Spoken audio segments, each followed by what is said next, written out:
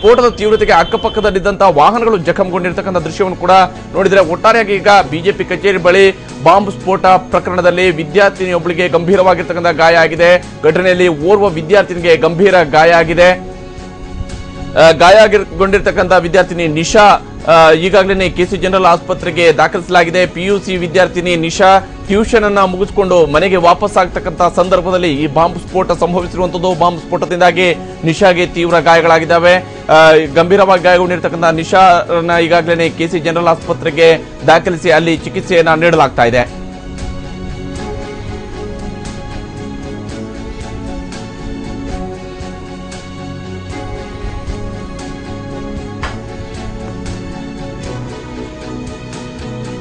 Bomb ಸ್ಫೋಟ ಪ್ರಕರಣದಲ್ಲಿ ಈಗಾಗಲೇ ಓರ್ವ ವಿದ್ಯಾರ್ಥಿನಿ ಕೂಡ ಗಾಯಗೊಂಡಿರುವಂತದ್ದು. ಗಾಯಗೊಂಡಿರ್ತಕ್ಕಂಥ ನಿಶಾಗೆ ಗಂಭೀರವಾಗಿರ್ತಕ್ಕಂಥ ಗಾಯಗಳಾಗಿದ್ದಾವೆ ಮತ್ತು ಈಗಾಗಲೇ ಆಕೆಯನ್ನ ಏನು ಕೆಸಿ ಜನರಲ್ ಆಸ್ಪತ್ರೆಗೆ ದಾಖಲಿಸಲಾಗಿದೆ. ಪಿಯುಸಿ ವಿದ್ಯಾರ್ಥಿನಿ ನಿಶಾ ಈ ಒಂದು ಘಟನೆಯಲ್ಲಿ ತೀವ್ರವಾಗಿ ಗಾಯಗೊಂಡಿದ್ದಾಳೆ. ಈಗಾಗಲೇ ಆ ಘಟನಾ ಸ್ಥಳದಲ್ಲಿ ಯಾವ ರೀತಿಯಂತಹ ಪರಿಸ್ಥಿತಿ ಇದೆ ಅನ್ನುವಂಥದ್ದನ್ನು ಕೂಡ ನಾವು ನೋಡ್ತಾ ಇದ್ವಿ.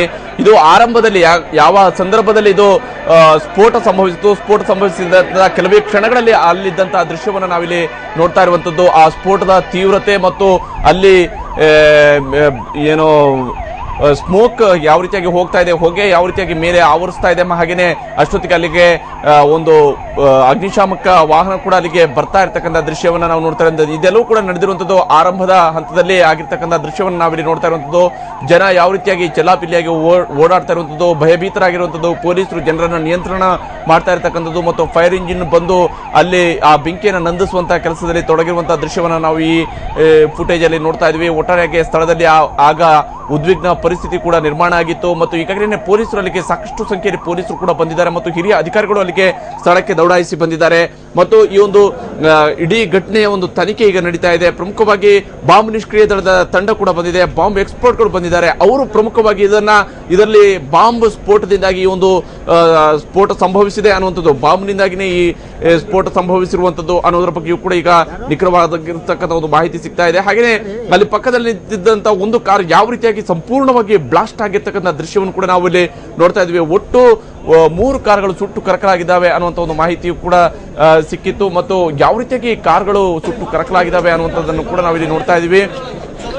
ಅಕ್ಕಪಕ್ಕದ ಮನೆಗಳಲ್ಲೂ ಕೂಡ ಈ ಒಂದು ತೀವ್ರತೆಗೆ ಈ ಒಂದು ತೀವ್ರತೆಯಲ್ಲಿ ಅಕ್ಕಪಕ್ಕದ ಮನೆಗಳ ಕಿಟಕಿ ಗ್ಲಾಸ್ ಗಾಜುಗಳು ಕೂಡ ಪುಡಿ ಪುಡಿ ಆಗಿರ್ತಕ್ಕಂಥದನ್ನು ಕೂಡ ನಾವು ನೋಡ್ತಾ ಇದೀವಿ. ಸರ್, ಬಹಳ ದೊಡ್ಡ ಪ್ರಮಾಣದಲ್ಲಿ ಬೆಂಕಿ ಇತ್ತು, ದಟ್ಟವಾದ ಕಪ್ಪು ಹೊಗೆ ಇತ್ತು ಇಲ್ಲಿ. ಆಗ ನಾವು ಸ್ಥಳಕ್ಕೆ ಧಾವಿಸಿದಾಗ, ನಮ್ಮ ಯುವಕರೆಲ್ಲ ಧಾವಿಸಿದಾಗ ಒಂದು KSRP ಬಸ್ಸು, ಒಂದು ಮಾರುತಿ ಓಮ್ನಿ ಕಾರು, ಒಂದು ಸ್ಯಾಂಟ್ರೋ ಕಾರು ಸಂಪೂರ್ಣವಾಗಿ ಅಗ್ನಿ ಆಹುತಿಗೆ ಬಲಿಯಾಗಿತ್ತು. ಆಗ ನಾವು ಸ್ಥಳೀಯರು ಸೇರಿ ಅದನ್ನ ಇಲ್ಲಿ ಮನೆಗಳಿಂದ ಬಕೆಟ್ ಡ್ರಮ್ಗಳಲ್ಲಿ ನೀರು ತಂದು ಅದನ್ನ ಆರಿಸೋದ್ರಲ್ಲಿ ಸಂಪೂರ್ಣವಾಗಿ ಯಶಸ್ವಿ ಆದ್ವಿ. ಅದರ ನಂತರ ಬ್ಲಾಸ್ಟ್ ಆಗಿದೆ. ಆದ್ರೆ ಇದು ಖಂಡಿತ ನಾವು ನೋಡಿರೋ ಇಲ್ಲಿ ಕ್ಲೋಸ್ ಅಪ್ ಅಲ್ಲಿ ನೋಡಿರೋ ತರ ಇದು ಯಾವುದೇ ಬಾಂಬ್ ಬ್ಲಾಸ್ಟ್ ತರ ನಮಗೂ ಅನ್ನಿಸಲಿಲ್ಲ. ಇದು ಬಹುಶಃ ಒಂದು ಗ್ಯಾಸ್ ಬ್ಲಾಸ್ಟ್ ತರದ ರೀತಿಯಲ್ಲಾಗಿದೆ. ಇಲ್ಲಿ ಸುತ್ತ ರಕ್ಷಿತ್ ಶಿವರಾಮ್ ಇಲ್ಲ, ಅದು ಬೈಕ್ ಇದೆಲ್ಲ ಇತ್ತು.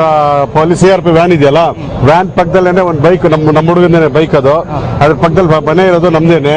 ಆ ಮನೆ ಪಕ್ಕದಲ್ಲಿ ಅದು ಗ್ಯಾಸ್ ಅಲ್ವೇ ಅಲ್ಲ, ಅದು ಆಲ್ಮೋಸ್ಟ್ ಆಲ್ ಅದು ಬಾಂಬ್ ತರನೇ ಕಾಣ್ತಾ ಇತ್ತು.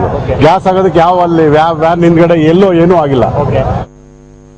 ಈಗ ಓಮ್ನಿ ಕಾರ್ನ ಓನರ್ ಆಗಿರ್ತಕ್ಕಂಥ ಸುಷ್ಮಾ ಅವರಿಗೆ ನಮ್ಮ ಜೊತೆಗೆ ಸಂಪರ್ಕ ಇದ್ದಾರೆ. ಸುಷ್ಮಾ ಅವರೇ, ಹೇಗೆ ಸಂಭವಿಸಿದೆ ನಿಮ್ಮ ಕಾರಲ್ಲಿ? ಕೃಷ್ಣ ಅವರೀಗ ನಮ್ಮ ಜೊತೆಗೆ ಸಂಪರ್ಕ ಇದ್ದಾರೆ, ಕಾರ್ ಓನರ್ ಆಗಿರ್ತಕ್ಕಂಥ ಕೃಷ್ಣ ಈಗ ನಮ್ಮ ಜೊತೆಗೆ ಸಂಪರ್ಕ ಇದ್ದಾರೆ. ಕೃಷ್ಣ ಅವರೇ, ಹೇಗೆ ಸಂಭವಿಸಿದೆ? ನಿಮ್ಮ ಕಾರಲ್ಲಿ ಈ ಒಂದು ಸಿಲಿಂಡರ್ ನ ಬಳಸ್ತಾ ಇದ್ರ, ಏನಿದು?